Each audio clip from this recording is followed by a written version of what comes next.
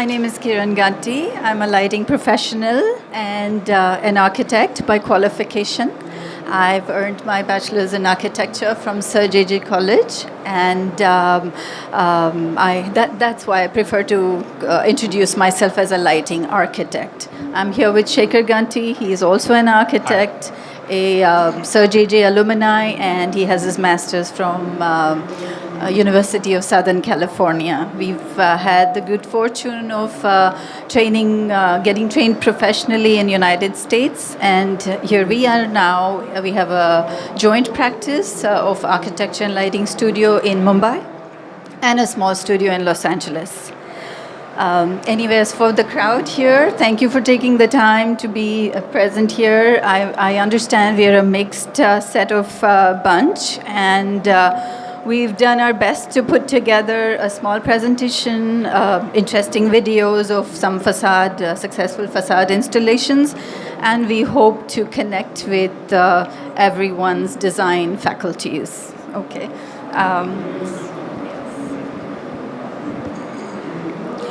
So the session is about facade lighting as digital facades, as you can see. This is some images of our studio here in Mumbai. Our works can be viewed at gantyassociates.com. Some more images. Lighting a facade. Now, we all know that facade is really the face of a building. It's the one that specially has the most amount of vantage. The next slide that I will be clicking on, I'd like to ask the crowd here and see if they can see a skyline in here. It's a city skyline, but the minute you touch upon the lighting aspect of things, everything comes together clear and in a very appealing way. There's a subliminal dialogue that goes between us and our structures as we wade through the streets during the course of the day. But what happens during the night? Are we able to connect? It's hard to see the screen this way. Yeah, okay. All right. Are we able to see the same panorama? Will he be able to see me? Okay. Okay, are we able to see the same panorama at night without light? Can everybody hear us at the back? Okay. Try to be. Okay.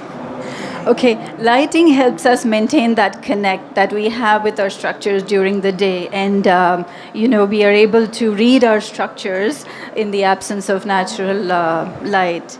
I'll move on to the next, a similar slide showing you the skyline of Dubai. And another one giving us the skyline of New York. Point being that one cannot notice a city skyline without lighting. That's what we're trying to emphasize here.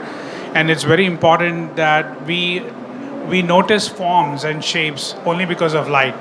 If we had a blackout here for the whole city, you would not be able to tell whether you're in Dubai or in New York. So I guess what we're trying to show with this slide is lighting on the facade is very, very important. It belongs to the city and not necessarily to the building. Thank you, Shekar. Facade lighting has come a long way. It used to be this plain Jane, bare minimum kind of lighting, and now it's transcended to very appealing and well thought of play of light and fade. This is an image of a hotel in Rome. The next slide is of our Rashtrapati Bhavan. You know how the lights of different colors have dressed this structure very interestingly. This other one is a Broad Museum in Los Angeles. You see how over time, when there's no natural light, how the lighting plays that special effect and articulates the facade. So I'd just like to add a point here.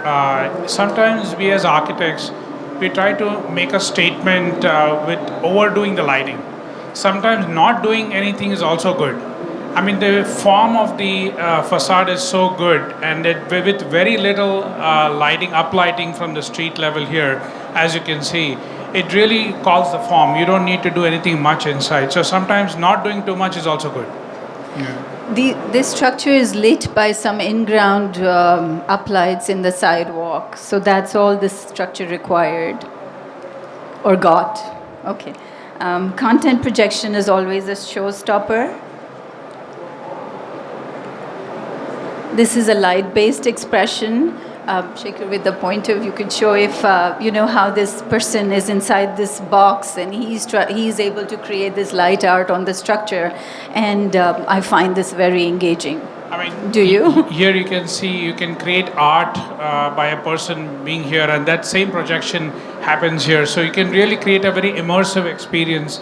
And a lot of people stop and watch these kind of buildings. Otherwise, they would have just walked past the building and not realized anything is happening. So facades can be very engaging as well.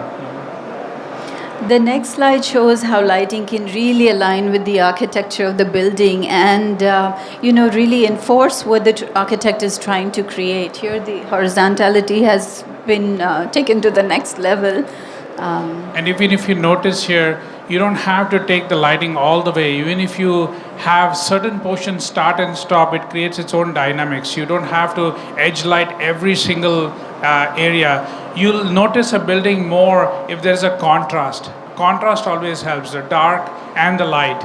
And it doesn't have to be a continuous form. So These are some examples of some articulated facade where the lighting has been built in, the panels and so on. This is a video of a good installation, facade installation. I'll play it from here.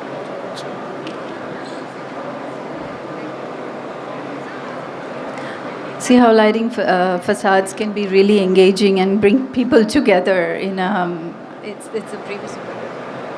But this looping. These are direct applied LEDs that have been programmed to create this effect on the facade of the building. The facade? Yeah, this is a LED directly applied on the building. The vertical LEDs. The vertical yeah, fins, yes. Yeah. Similar to what we've seen in the next few slides when we show Al Burj from Dubai. So when a client says he doesn't have much fees for the facade, at least you can use a media facade like this, and we architects can make money out of it by selling the ad revenue. At least that's a hope.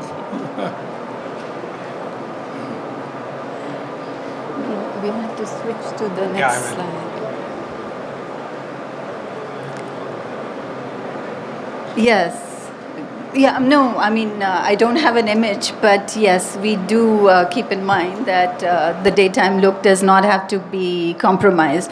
In this case, it didn't. Just like the Al Burj in Dubai, it's a similar example. Daytime, you really don't see the applied on LEDs, and nighttime, it just changes completely. So anyway, here we're trying to show how building facades can are storytellers and communicators of today's day and age. Building facades around the world have become a digital medium, and they have completely gotten into media facades. We do also, ahead in the presentation, you'll see a similar facade that we have done in Mumbai. It's on similar lines. Customization is becoming a very increasingly popular word in every aspect of life. And I feel that when we project specific content, that also is one kind of customization on a facade, and that attracts attention. And now facade lighting has also become a marketing factor here. Look at the linear LEDs that are applied onto the facade. This is what I was trying to say when I was referring to that previous example. In this case, they have projected, I wouldn't say projected, these are programmable LEDs with our flag shown on that special day. And in that case, the Empire State Building, they are showing the projection of tigers. So this is when they were trying to cause this, or rather create this social awareness of the tigers being extinct. So, I mean, the lighting really helped. And so this also shows you that facade lighting can transcend countries and boundaries. when if it is our Independence Day, somebody in Burj in Dubai can project this image and still bind people together. So it's got a little bit of that cultural skip of, if you will. And in that case, the Empire State Building, if you notice what an image it can project, because it's so long, that such a tall tower, you can see that from miles together. So facades can be also big, large, tall towers can be billboards, really large billboards in that sense. If they're I think we've lost all the videos here. They were fun videos, but nonetheless, let's move on. there is one. Yeah. It's the same one that was able to. So this is what you saw initially. So we'll just skip this one. Okay, this is.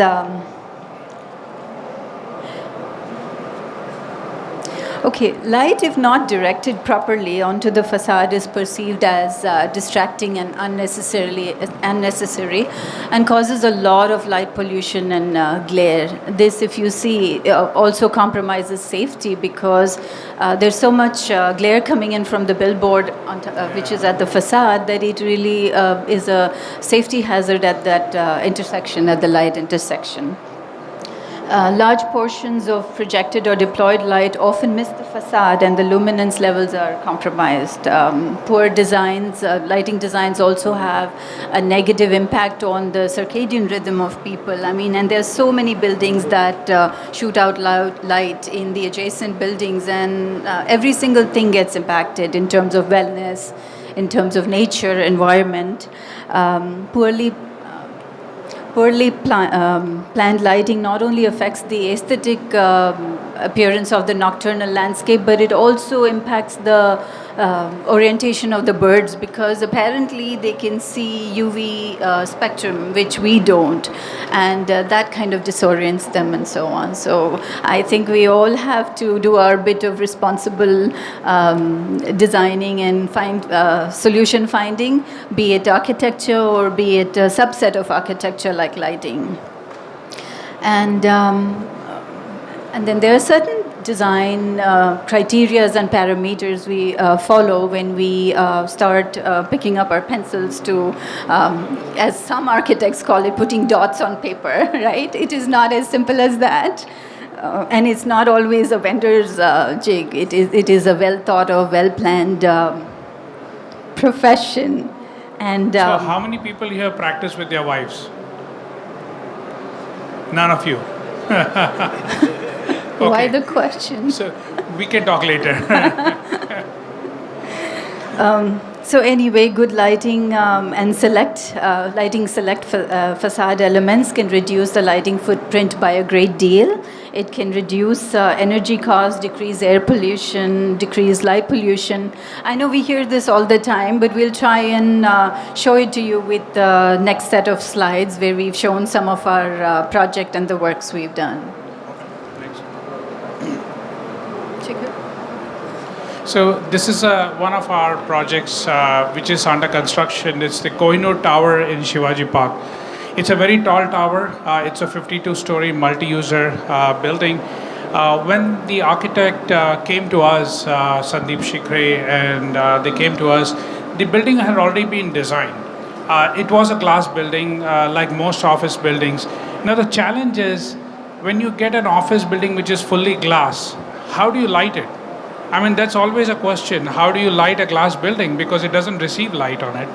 So, being architects ourselves, so we asked the first question to the other design architects that, can we change the facade a little bit? I mean, we'll tweak it a little bit because we also architects, so we understand how light behaves as well. So he gave us full liberty, which is really good. So we did a very collaborative effort with the Sandeep Shikre's office. In this slide, you got to see why the building facade was so important, because it has a huge amount of vantage. Yeah. And this is the current status of the project. So this is Kohinoor Square. It's called the Kohinoor Square. So the idea of the glass also is faceted like a diamond.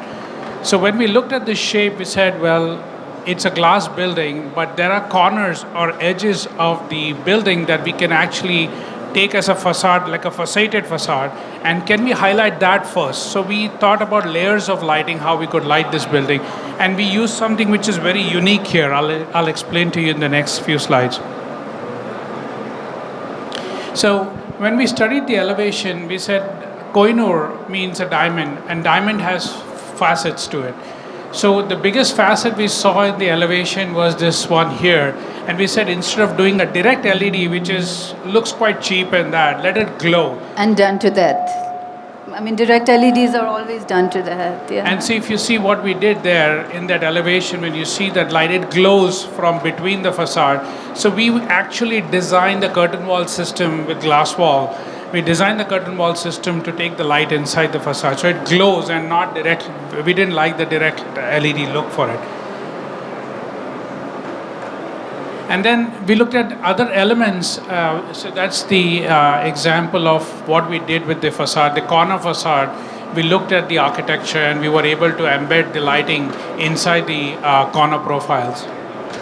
We created a flashing detail, and the architect was really nice to accommodate us because glass by itself and its nature could not receive light. So we had to create that one extra element.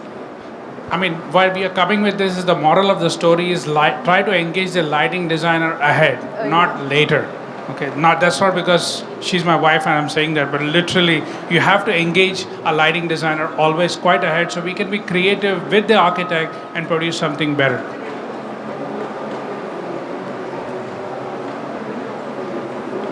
So these are just some architectural details of how we came at. And that was the image to the top right is the crown of the building. We were able to also highlight that, the crown of the building, because that's what you go to see when you go, when you're sitting on an aircraft and you fly through Shivaji Park, you should be able to identify this building from far. So we deliberately took a blue light, a blue LED light, which is quite subtle, but it doesn't shout out like Las Vegas, but still you'll be able to identify this building from far.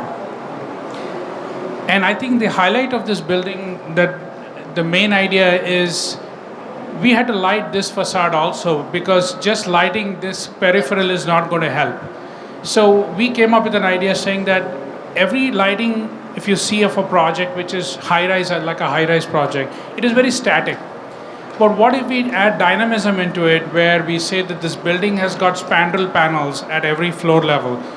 So we picked certain panels that we wanted to put light inside and let the building breathe. So the breathing effect of this light is what is animated. I'll show you in the next slide.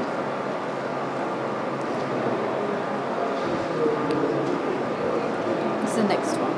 Yeah. So we were able to identify select panels that we had, because it was budgetary reasons. We cannot take every single spandrel and light it. It won't look magical. Because Kohinoor is a diamond and it glitters, so we said, what if we come up with an idea where it does a glitter, but it breathes very slow and goes in. So you can see this from the ceiling bridge also. It's beautiful. It just breathes. The whole building breathes very slowly. And the next set of lights come in. So certain set of lights go off and the second set of lights come in. It's a very slow process. It's on a DMX control system that we added, and we were able to achieve this result.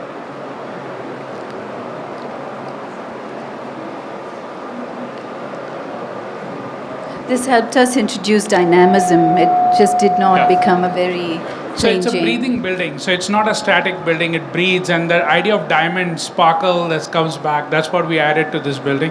And when this building goes live in the next few years, you'll be able to see this already.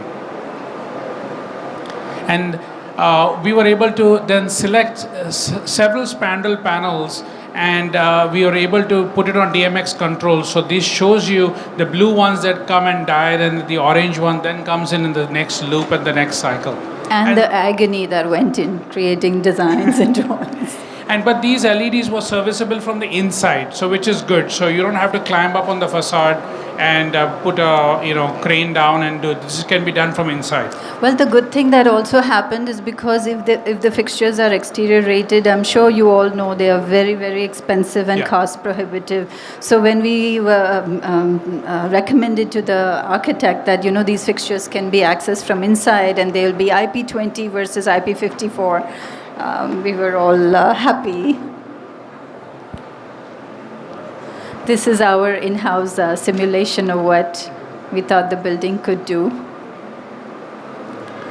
And the other video didn't work, but we had a 2014 Independence Day. We had this video going viral where they played the national anthem and they ran this whole sequence of LEDs. So this is another project I would like to show. This is in Africa. This is a hotel we designed in Guinea, which is in West Africa. And this is one of its first single-loaded corridor hotels, and it won the World Bank Green Building of first green building in the whole of continent of Africa.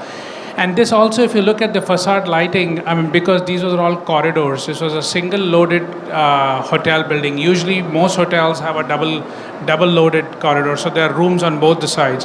Because this was right on the ocean and it was facing the Atlantic Ocean on the other side, I decided that there's no point in doing rooms on this side. So I was the architect for this one. She was the lighting designer for this one. So it's an in-house project, so in that sense.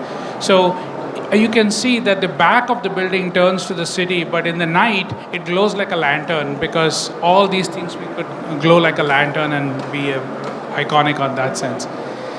This is another project in Pune. This is Panchal Towers, which is almost commissioned. It's going to be ready this end of this year.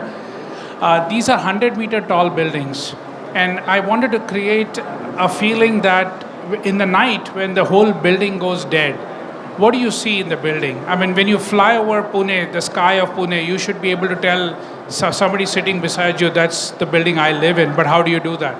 So we came up with an idea that, well, we designed deliberately ahead of time these portals, as you can see in this slide images.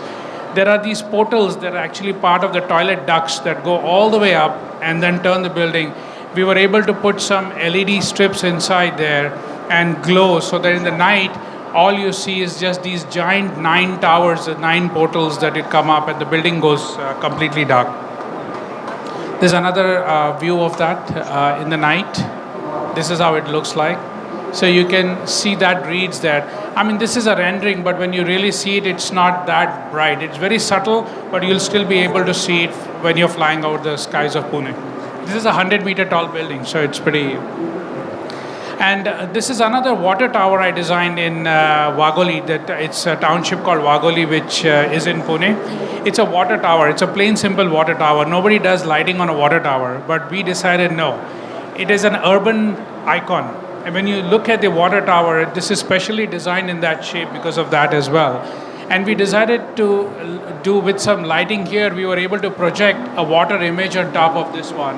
And I hope we are able to convey that, even a water tower is as important as a high-rise for us, and exactly. It is a project within a project. So that was one example, as we don't leave any piece of architecture without lighting it, because it requires, sometimes we have to be very careful of not overdoing it, but at the same time highlighting some important stuff on that one. And this is another project, we can't give you the name of it, it's very confidential, but this is a dynamic facade that we are doing for a retail. And to add interest, because when it's a retail, when people are shopping and coming, when you see, for example, if it's a Christmas time or if it's Diwali, and when you have these projections on them, it adds to the festive mood of what people are experiencing. And they stand there and watch the facade as opposed to just walking by it. So these are some dynamic facades that we are designing. And that's just a representation of where the pole light fixtures are. So it doesn't come in the traffic areas, but it's away from the traffic areas, projecting it. And this is another special project. It's the Madan Mohan Temple ISKCON that we are doing. Again, when we were called to design this facade, I mean, how do you light this facade? It's challenging because it is tapering upwards. So we decided to come up with 3 pole lights. But then when you put a pole light, which is very modern looking, against a temple that is quite supposed to be this sort of rustic, classical look, we didn't like it. So we even designed the pole to take in with stone, it caps into like a C channel, and then it looks like it's lamps lit, so that we hide the lights inside. And there are a set of 3 lights that is taking care of the facade here, here, and here. So it's a projection of 3 lights that we were able to achieve. So this, in the night, it gets a moonlight effect basically from this. This is a rendering, but when you really look at that, when it is finished, it'll have a moonlight effect on this whole thing. And we were able to hide the poles into this, so it looks like a part of the architecture. So again, being sensitive to which project you're lighting, we cannot leave a modern lamppost there, but we have to look at the surroundings. So we need to go to a step further than just lighting it. So I guess that's about it. Thank you for your time. We're able to introduce you or show you the trends in facade lighting and also show you the sensitivity and with which we design. So thank you. So if you have any questions, please feel to ask the lighting designer, not the architect.